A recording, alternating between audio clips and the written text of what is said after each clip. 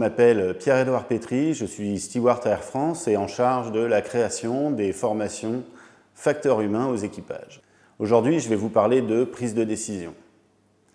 Jusque dans les années 60, la science s'est plutôt évertuée à optimiser la prise de décision, c'est-à-dire de développer le mode analytique qui était de peser les options, de bien comprendre la situation.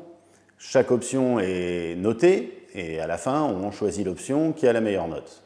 Il a fallu attendre le milieu des années 60 et un chercheur américain qui s'appelle M. Klein, qui s'étonnait toujours que ses élèves, dans leur choix de carrière professionnelle, choisissaient jamais l'option qui avait la meilleure note si on avait appliqué le modèle analytique. Alors il s'est dit, je vais arrêter d'optimiser le modèle de prise de décision et je vais commencer par observer comment les gens prennent leurs décisions. Quelle industrie la mieux placée pour la prise de décision en urgence que les pompiers? Donc il a commencé par aller observer comment les pompiers prenaient leurs décisions.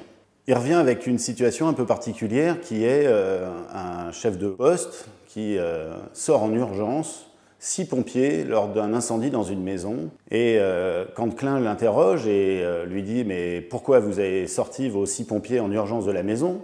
Et ce à quoi il avait raison, puisque la maison s'est écroulée quelques secondes plus tard. Il dit « C'est à l'instinct.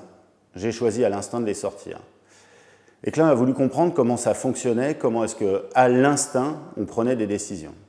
Alors, il s'est avéré que c'est plus de 90-95% des décisions qu'on prend se font à l'instinct et pas sous le mode analytique. On ne passe pas nos journées à se demander quelles sont les options possibles, quelle note je mets à chaque option et finalement je prends telle solution. Donc le professeur Klein essaye de comprendre comment les pompiers prennent leurs décisions et il développe un modèle de prise de décision qu'on appelle RDP, qui traduit donnerait la décision prise sur la première constatation. Alors, professeur Klein, quand il développe son modèle de prise de décision, il met 3 étages dans la prise de décision. Le premier niveau, c'est la prise de décision complètement automatique. C'est quand vous conduisez sur l'autoroute, vous faites des corrections de trajectoire permanentes sans même vous en rendre compte. Vous ne réfléchissez pas au nombre de degrés que vous mettez au volant pour revenir exactement au centre de la ligne. Ça se fait de façon tout à fait instinctive. Le deuxième étage, c'est toujours avec une analogie de la conduite, je dirais, je veux me garer en ville. Je n'ai pas très envie de payer le parking souterrain qui est très cher, donc je vais aller me garer dans la rue. C'est gratuit à cette heure-là. En fait, je ne fais pas le tour du quartier pour regarder l'intégralité des places disponibles. La première place, je fais une projection mentale, je regarde si ma voiture peut rentrer dans la place, et puis si la réponse est oui, je ne vais pas plus loin, je me gare à cet endroit. Le troisième étage de la prise de décision, ça fait une demi-heure que je tourne, la séance de cinéma arrive et j'ai toujours pas trouvé de place où ma projection mentale me permettait de me dire « je vais pouvoir me garer là ». La seule solution pour se sortir de cette situation, c'est de changer de plan, c'est-à-dire soit mes attentes par rapport à l'objectif que je m'étais donné, j'avais dit « je ne paierai pas », là il va falloir que je paye, et je vais changer d'objectif et dire « je vais aller au parking souterrain ». Et puis je recommencerai, c'est pareil dans le parking souterrain, première place disponible, je la prendrai. Mais j'ai dû changer mes plans. La conclusion du professeur Klein sur le modèle RDP de prise de décision, c'est revenir à la réflexion du pompier qui dit « j'ai fait ça à l'instinct ». Et en fait, la clé du modèle de décision, c'est cette capacité à faire une projection mentale à un instant et d'être capable de savoir si cette première possibilité qui s'offre à moi répond aux attentes ou aux valeurs que je mets en avant pour prendre cette décision.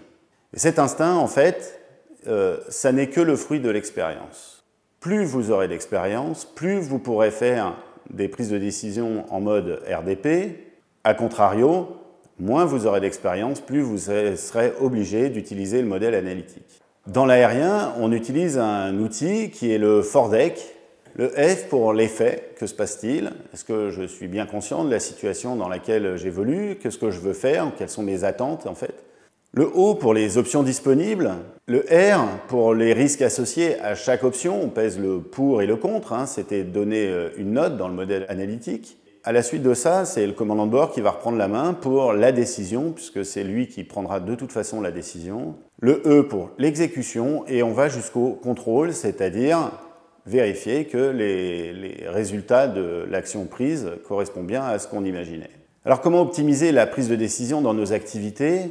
En fait, elle se fait essentiellement sur l'expérience, sur la formation, et nous on a pris comme décision d'orienter nos formations sur la réussite et en fait à l'entraînement, créer l'expérience positive qui demain, lorsqu'il faudra prendre une décision, nous donnera l'intuition nécessaire pour aller vers la bonne solution.